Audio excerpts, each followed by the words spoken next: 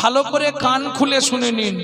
যারা বাড়িতে ঠাকুরের পুজো করেন, সে লক্ষ্মী ঠাকুর হোক, কালী ঠাকুর হোক, যে যার পুজো করেন, তো বাড়িতে তিনটে পাপ কাজ কোনো সময় করবেন না।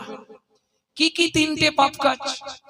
কোনো সময় কুঁড়ি ফুল তুলে ঠাকুরকে দেবেন না। যারা আমার ইউটিউব শোনে তারা নিশ্চয়ই এগুলো জানে। কোনো সময় 3-4 দিনের বাসি পচা ফুল ভগবানকে দেবেন না। 2, 3 নম্বর, যেটা আপনারা সব সময় পাপটা করেন, এটা করবেন না।